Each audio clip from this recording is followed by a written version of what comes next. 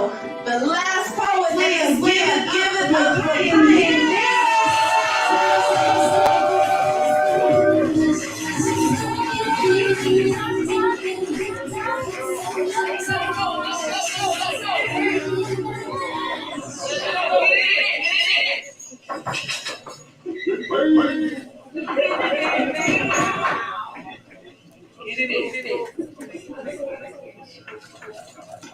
Come on.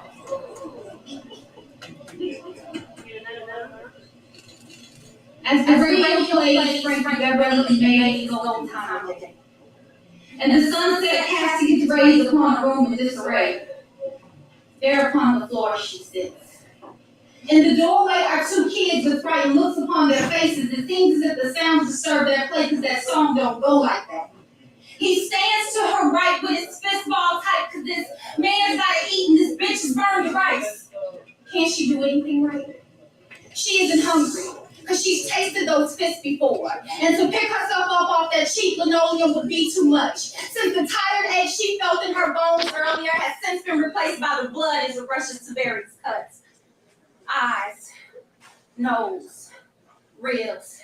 She can't even comfort the kids because he's done this before, so she'll sit on that floor till those little cartoon birds stop their chirping. He don't even promise no more hits no more now that he isn't working, but somehow he manages to keep that amber liquid in his cup. Don't even think he knows sober. And it's everyone's fault his life is screwed since everyone screws him over.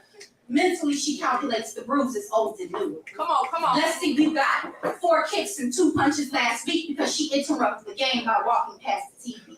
He sure showed her daddy wasn't a glass maker. Then there was the slaps open-handed because we had guests. And why he did it was anyone's guess. And then the pinch under the table so no one could see. Guess he was just caught up in the gospel. And afterwards, his version of after party was so much fun, she ended up in the hospital. Who would have ever thought that the Cupid shuffle could actually cause a concussion and a broken nose? Neither did the nurse. It was a first for her, too. He gives new dimensions to Black and Blue because his love affair with Jack Daniels turns him into a mad dog 24 hours of the day. The stutter comes from the pain because even the shade she hides behind can't feel the absence of her pain. And she knows in her conscious mind she's got to get out and make a change or he'll kill her next time.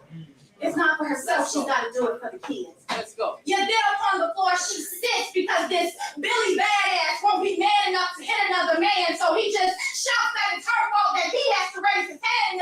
She could just do better. Why can't she understand? Well, shit!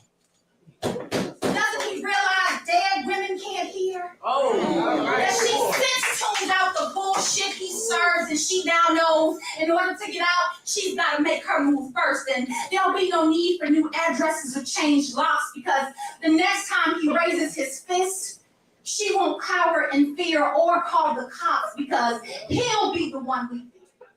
Only in a pine box.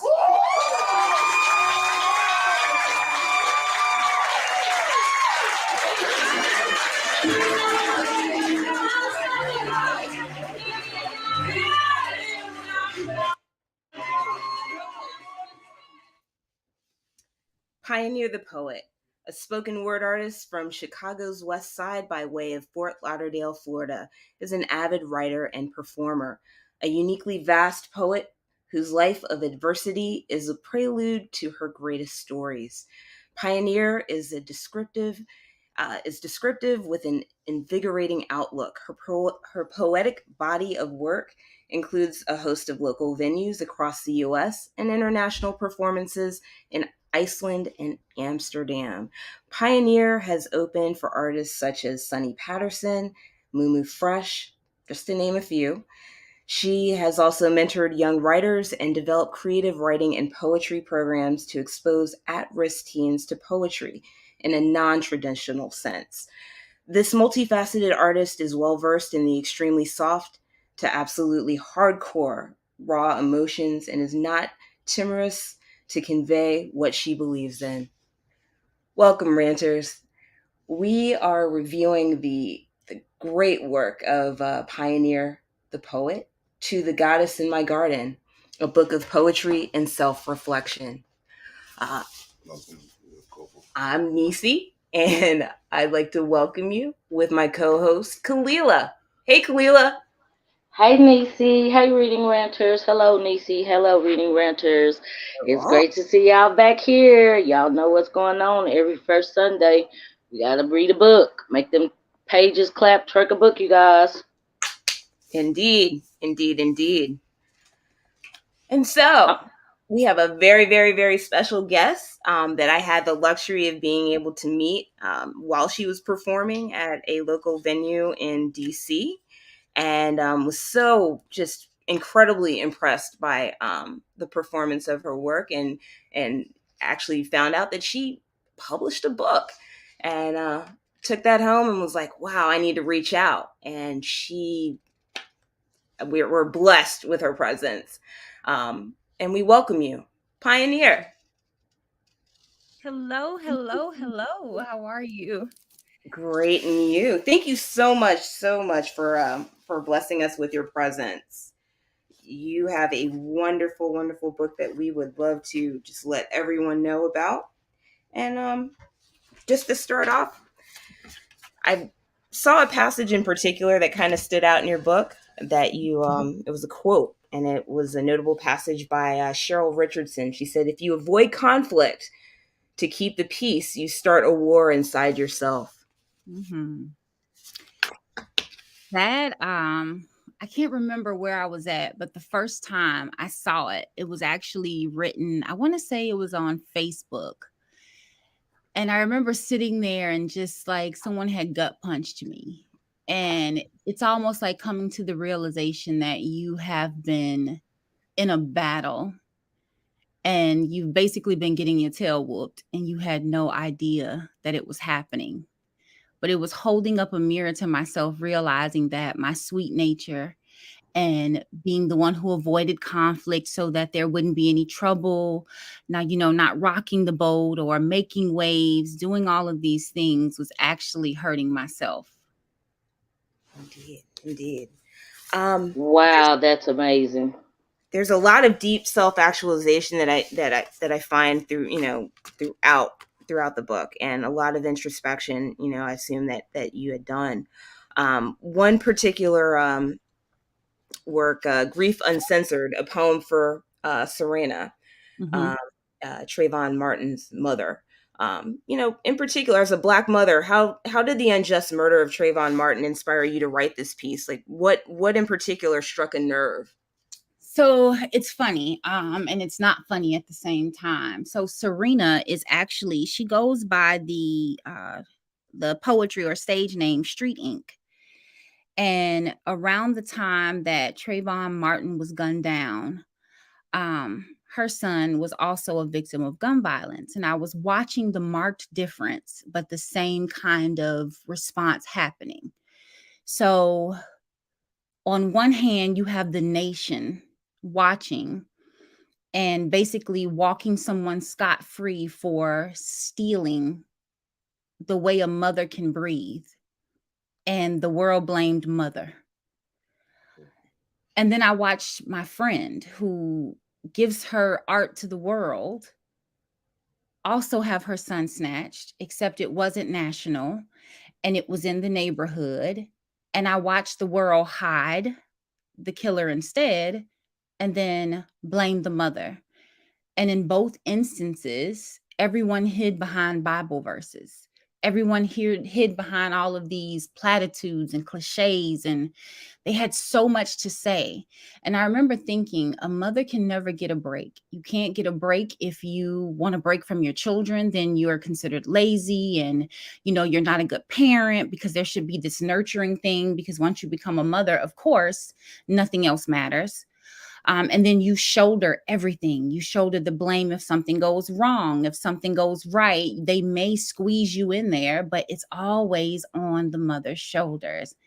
And I thought to myself, like, as a mother, where do we go to be soft and broken and vulnerable and hurt and not have everyone accuse us of somehow dropping the ball when the world has dropped the ball? Because aren't we supposed to be village? Right.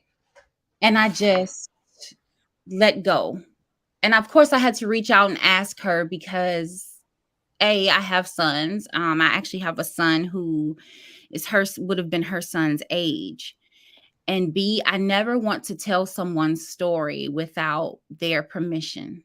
Just because I can doesn't mean that I should. Right. America. So with you saying that, I want to interrupt if I can, Mhm. and just just say, because I have a question on that, and it might be a simple question to some, but some things need to be broken down, Mhm. and some words are not understood, and there are so many words in here. That's the point of me liking, like, being able to read, is to find new phrases, find new words. I had to look up banal platitude. Say it again for me, Pioneer. How you say it? Banal platitudes. Yes, and so I had to look it up. And one of my questions was going to be for someone to give me an example of a stock phrase people use today, because I didn't understand what that was. And I read this over and over again to try to put it together. And as as someone that might needs to take a second or two or 3 or 4 or 5 minutes to understand something, give me an example of a stock phrase that people would use today, because everybody might not understand that. First one you go to, I want to offer you my thoughts and prayers. I'm sorry, I'm so sorry for your loss. I'm offering you thoughts and prayers. Mhm. I'm praying. Okay, the first one you go to, First one. that is so good, because I have had family members to pass, and I don't like for people to tell me I'm sorry.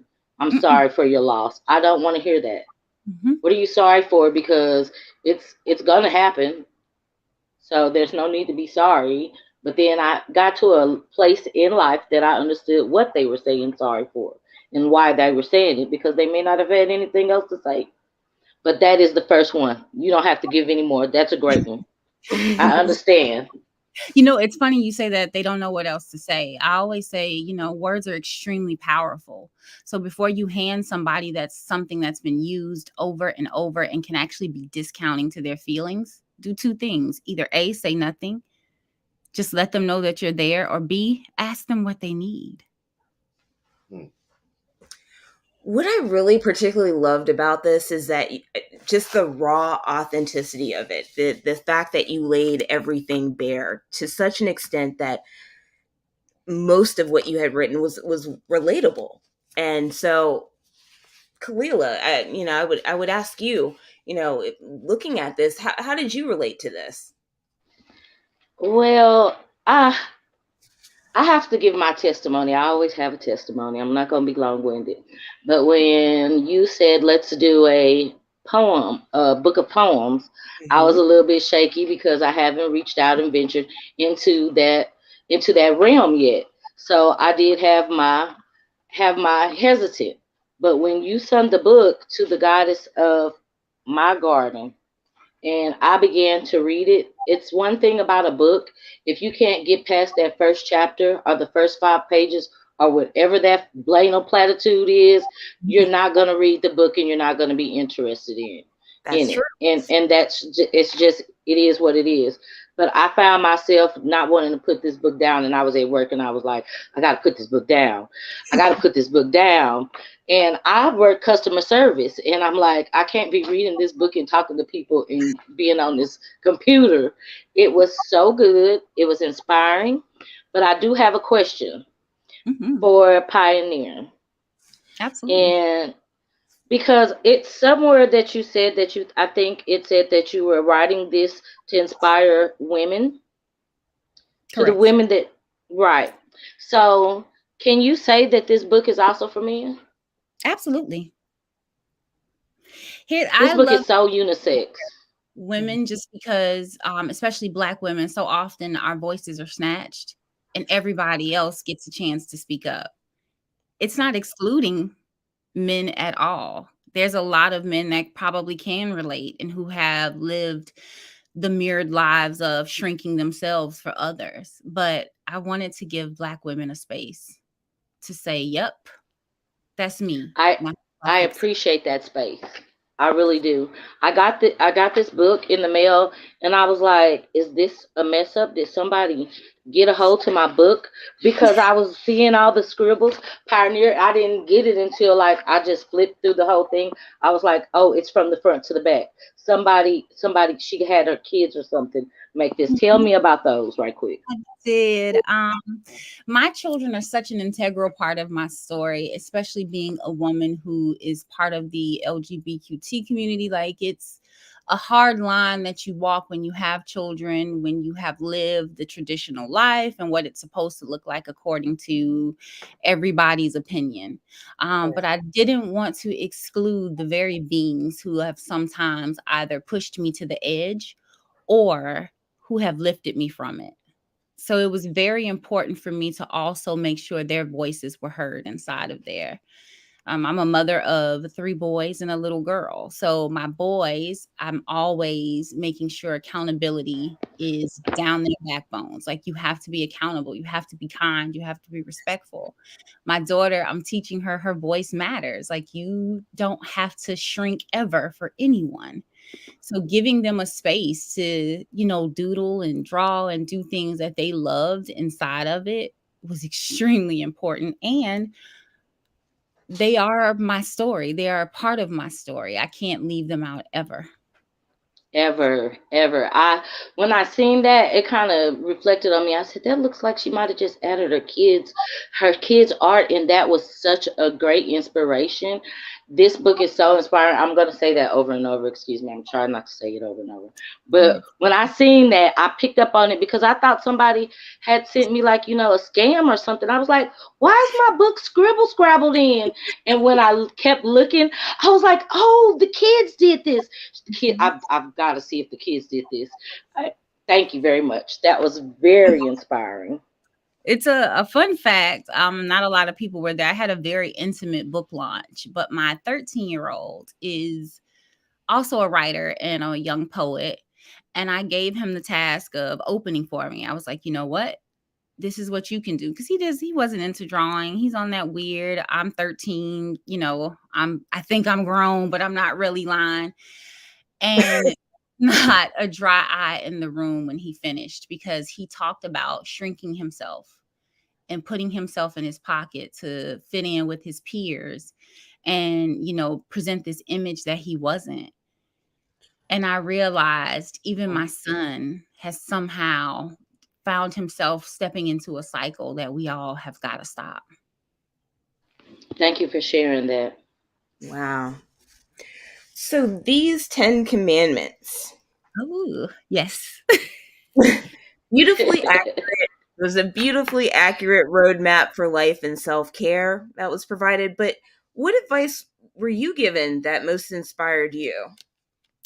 Oh my goodness. Jill Scott, believe it or not. She said, when it haunts you to the point where you cannot let it go, it is no longer yours and you have to give it away. And for me, it didn't just relate to the book itself and the poetry. It was also everything that I had gone through, everything that I had crawled through, all of this weight I carried. It was haunting me because I wasn't mine to hold anymore. Right. And to sit and do the work and own and take accountability and go through the most darkest parts of yourself, examine that, it's giving it away, it's letting it go. So dropping baggage With is you, the greatest way to apologize to you. Mm-hmm. So with you saying that, I think I counted 77 poems, and there's 3 parts to each to this book.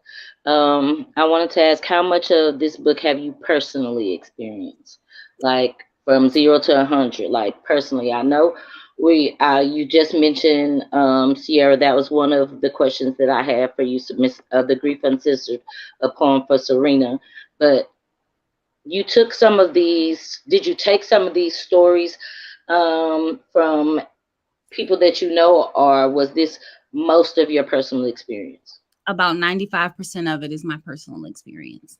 Wow. There's even a poem. It's for the club we don't speak of. Wow. And it with a friend of mine, but the poem that is before it, which is Liam, um, her story and mine mirrored each other's far too much. So I put them together because it literally was one mother who had lost a child to another. Amazing. Literally, folks, you will not be able to put this down. You will not be able to put this one down. So being, considering the fact that you laid everything bare and you know the process, in your opinion, what do most well-written poems have in common? Like, what do you feel is the tie that binds there? Relatability. Okay. They always say your greatest story, your greatest poem, your greatest body of work is your honest one. Absolutely. And it sucks, but the more honest you are, the more you find that it is relatable, just because we all walk around with these masks on, literally and figuratively, unfortunately. But once you take them off and we lay everything bare, we're just about the same in so many ways. I think I almost know where you might be going with this, but same question to an extent. But if it was poorly written, it would be the same thing. It's just the other side of the coin. You're not being authentic. You're exactly. trying to hide, you're trying to make it perfect, and it's not. Right. It's just not. It can be ugly, it can be gruesome, it could also be beautiful. You just have to be honest about whatever it is. So I want to make a little pivot. Can you No, please? wait, before you leave there, Okay. with us being on that topic, I would ask that you would read Self-Worth, Okay. because it was like it's like one sentence and I'm blown away. It's not what you say, it's how you say it. So in my mind, I read this one sentence over and over again. I was like, well, how would I say it? Would I say it like this? Would I say it like that? Should I say it like this? Does it mean it like, because you always have a different meaning depending on your tone. So would you please speak it for us? Would you please honor us? It's just one sentence, y'all. Self-worth. I wish I would love me the way I love you. Mm-hmm. Thank you. I think we're going to be on a little run here too, because I have something that I'd like you to read too. Okay, let's go on. Let's go ahead. Let's go ahead. Yo, girls. Oh, that's actually one of my favorite ones. I wrote that one too because, as someone who is a transplant, a lot of times you don't have like family that you can kind of count on. And, sometimes family relatives, I should say, you can't really choose who they are, but you can build your family. Right. And my girls were my village who held me up because, everything was going wrong. And they were the ones who I would turn to at 2 a.m. crying. And so, yeah, this is actually literally one of my favorite ones. So girls, be the village you need when you no longer have Megan's knees. It's 2004. Everyone is screaming, G unit. Cash money has already taken over for the 99s and the 2000s, and for that we give thanks. We are the girls who have discovered who we are in the name of independence. Every tooth a display of our unapologetic female blackness. Dance moves that are more body awareness and less finding the rhythm where we can. Cub lights can't stop the shine we emanate. Proudly at the front of the stage, we no longer attempt to blend into the crowd. We stand out. Pro tip: when Juvenile pours Cristal in your cups, do not drink it. However you will. So when Young Buck and Juvenile send their security to invite you backstage, you will be too inebriated to say yes. Instead, you will puff your chest and invite them to your section instead. Our spines a complete puzzle of assertiveness. Proud without conceit, we are complete pictures worth beyond a Da Vinci. We are the girls who have knees that are prepared to drop down and get their eagle on way before Megan's will become iconic. While DMX and Swiss Beats make sure we're ready to get it on the floor, and we are ready. We have built confidence out of the shreds left when the awkward duckling turned swan, and we revel in its gloriousness. We shut clubs down to parking lot pimp as the after party for a few more passes, just so those who missed us in the dark can see the outfits we put together so painstakingly on budgets that have not yet matured to financial freedom. We are wild and carefree at the pinnacle when adulthood is old enough to drink, but renting a car is questionable. We be strong and poised, building our bonds through the bass and downbeats in the music. Smoky clubs, the veils that only allow us a peek into the next phase of our lives. It is here we become more than best friends. We become sisters with a language and dialect that we have no idea how important will become in our future's darkest moments. We will stiletto dance until our feet burn and hurt, yet refuse to move the offending shoes lest others see that we could not handle balance and beauty, not understanding that the same pain can be felt when we later fail at parenthood, marriage, balance when beauty starts to fall back for responsibility to others, when we wonder if our carefree will now only be a memory we hear in the echo of our tears.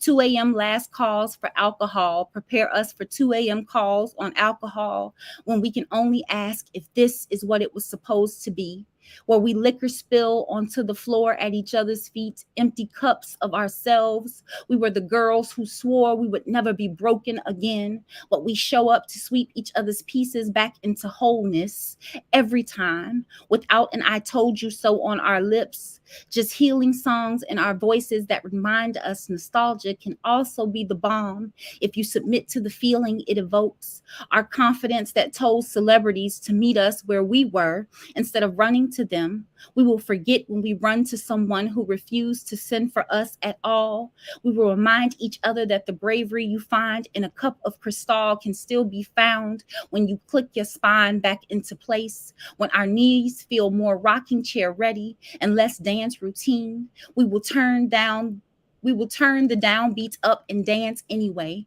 cry into the night, laugh into those tears, become hysterics at the antics of our past, happiness finding its home back in our chest. We are the girls who will remind each other every day until it is a mantra we can repeat without the melody, that we discovered who we are in the name of independence, every tooth a display of our unapologetic female blackness. We were the girls who are now the women who be village, that will keep each other standing even when we decide to remove the heels that hurt. We will play the music from our day, adorn our feet with shoes that are flat, because who wants to continue to endure pain for the acceptance of others? And we still will be swans that know no amount of dim club lights or lyrics we can no longer understand can ever stop the shine we emit. We be the women who be best friends, who be sisters, who be village, and for that, we give thanks. Please, can we get a round of applause? Please, can we get a round of applause? Oh my goodness. Oh my goodness. That is freaking amazing. And wait a minute. Did that give you flashbacks of times with your homegirls? I mean, because that's what it did for me. Did that give you flashbacks, Nisi? Indeed. Indeed. Amazing. Thank you so much. Thank you so much. Um, Two of my favorites out of the whole book, and I had to only pick two, but I have so many. When I started reading, I was like, okay, I'm gonna highlight all the ones that I like, and I was like, this is gonna be the whole damn book. Excuse my French. And it literally became me putting down my highlighter, and I was like, this is the whole book. Just not even, don't even highlight all of them. But I did pick two, and two, well, you just read one was Self-Worth, and my second was Why Are Gardens So Hard to Keep Up With? And I chose that because I think for me and my mother, we've always had an up and down relationship, and there's things that I may know of her past that she haven't spoke to me about. Mhm. So I had a question for you about that. How old were you when you had that conversation with your mom? Believe it or not, this conversation happened about 2 months before the book was released. Wow. And I am, let me see, I'm almost 40. I'll just say it like that. And I'm just having this conversation. I have a Less than, part B to that question. What prompted you to have this discussion with your mom? I was in such a, and this is the thing we don't talk about on the healing journey. While you are healing, and it's a constant thing that never ends, you also, while doing the work, can trip back into your triggers. And I was finding myself, 2 and 3 days here, a week at a time, just like almost crawling just to get to the next step, to get out of bed. Like feeling those feelings was hard.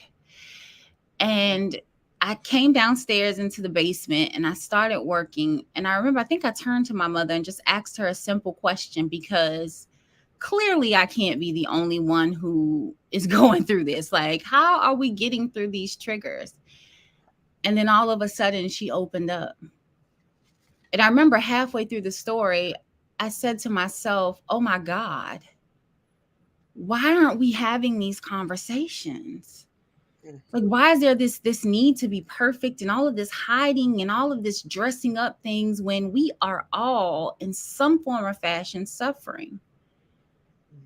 And I understood her a little bit better. So that goes into a question for the panel in chat. I don't know how many of y'all were able to go ahead and order this book and take a chance to read it, but there was one other poem that you wrote that was in here that stuck out to me, Family Secrets. And this is for the question. This is a question for the panel in the chat. How many of us can admit we have family secrets? I mean, admit it. Nisa, you wanna? We already know Pioneer admitted, because her whole book, admitted it. I mean, she wrote a whole book to the gardens in her garden, and it's in my garden too. So, how many of us can admit that we have family secrets? I think we all have reservations to an extent. To freely divulge that, I don't think so.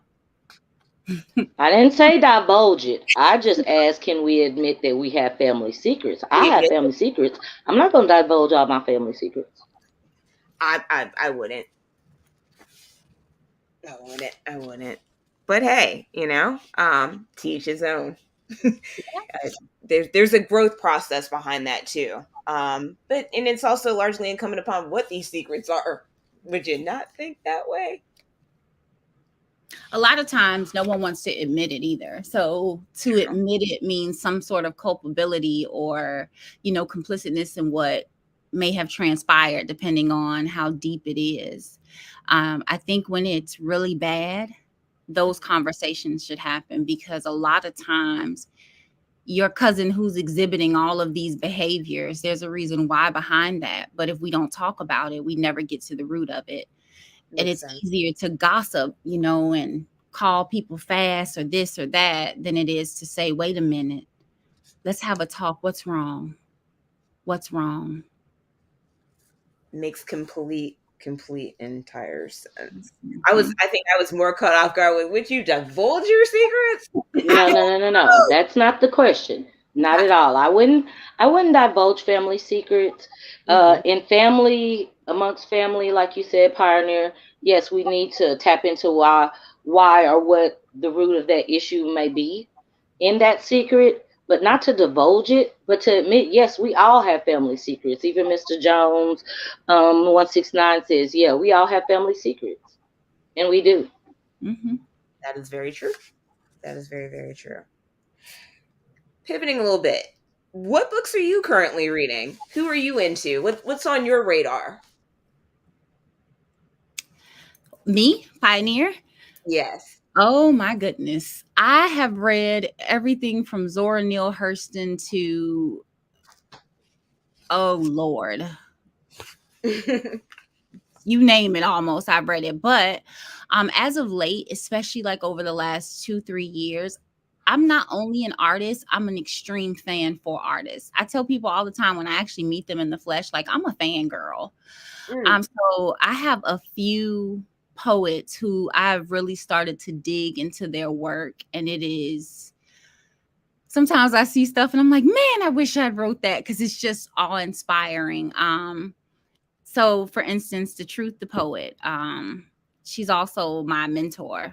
And she released 2 books. Her first one, though, Untitled, the poetry inside of it, it felt like someone had just let their pen just do all of these amazing things. And I had to like sit a few times and say, oh, okay. Oh, okay. Because it's, again, there we go with that relatable. Right. It's a beautiful thing. It's funny too, because I think she actually may be in here and she doesn't know this yet.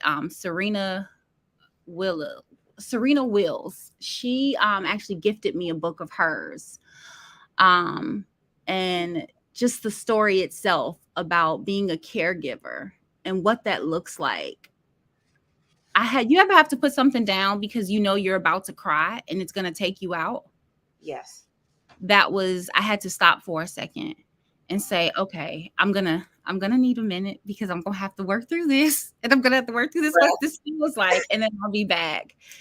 But it's a beautiful whole world of artists out here, and they have some amazing work, and I am so loving as many as I can get my hands on. It just, I don't have the time like I used to. I used to immerse myself in a book and sit for hours. Now I catch when I can, but just those moments sometimes is enough to say, yep, this is what I needed. This is in alignment. This feels good. One of my favorites, The Body Is Not an Apology, by Sonya Renee Tyler, is just, it was a blueprint. Wow. It was a blueprint. And depending on where you are in your journey too, sometimes you pick up things that you need. The universe will just sit it in your lap. God will let you know, like, hey, you need this because we need to get you to this next space, and this is how we're going to do it. Right. That's so true. Very true. Yeah.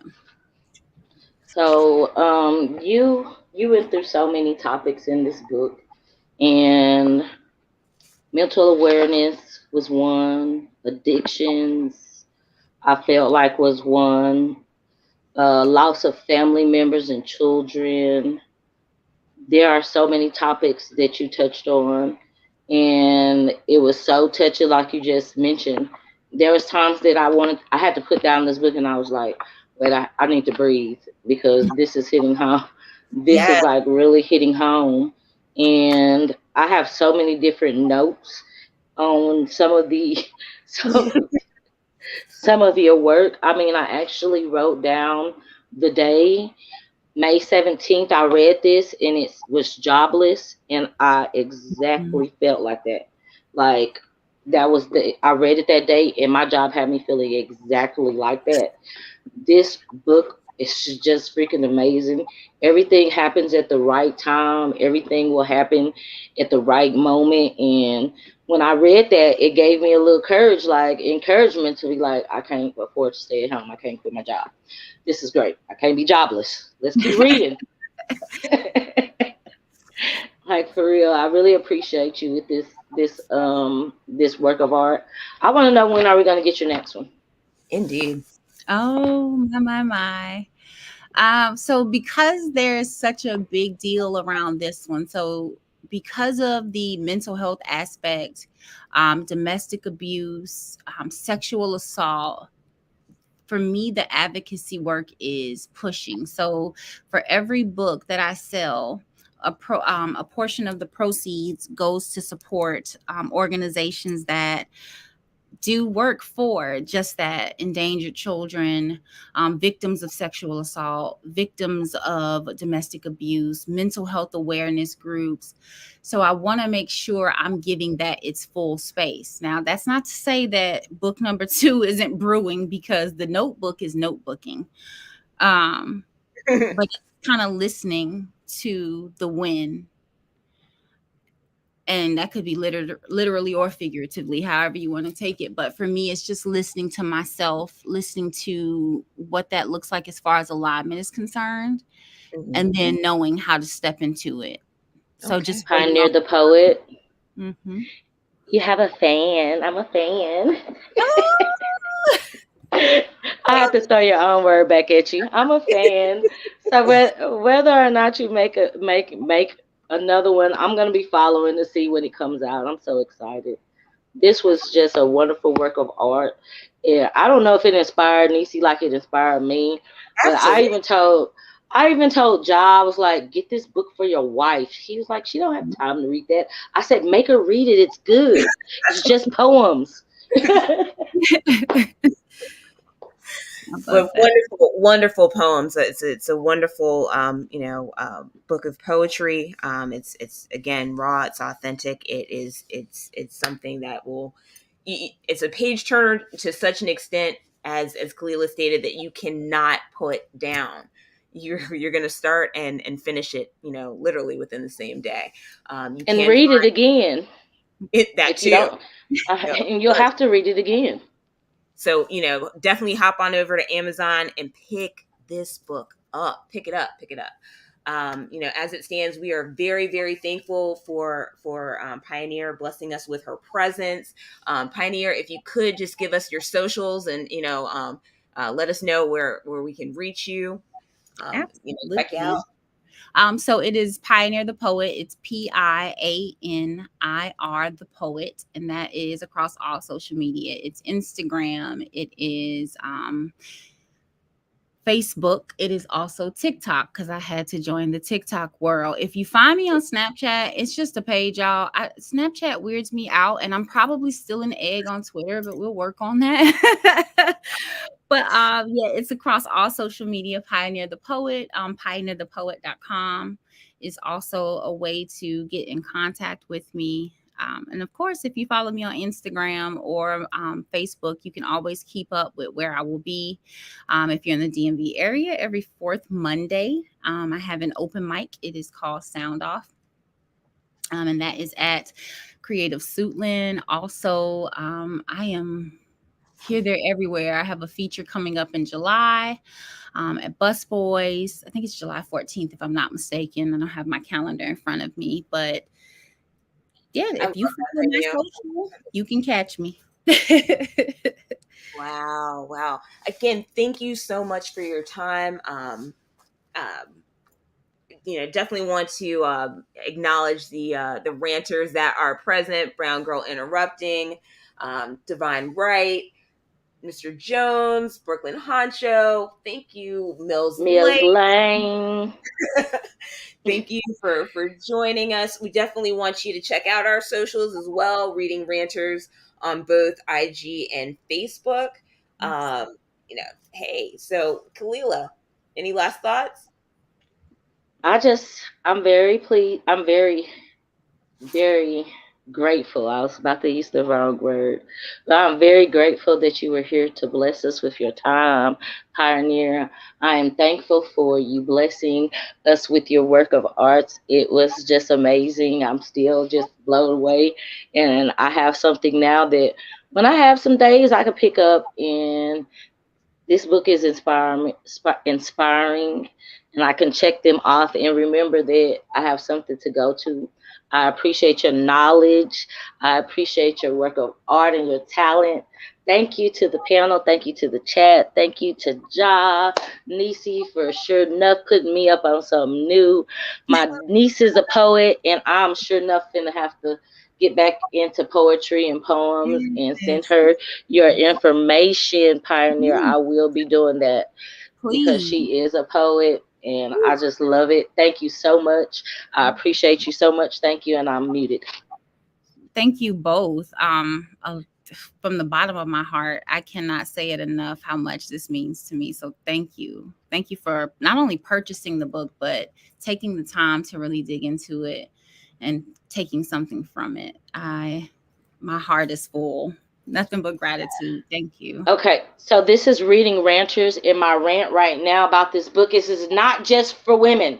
Men, you can read this book. It is for men and women, but it is structured for women, but men, you could take something out of it. And that's my rant on this book. Work a book, folks. Make them pages clap. Until next time, thank you, Pioneer. Absolutely.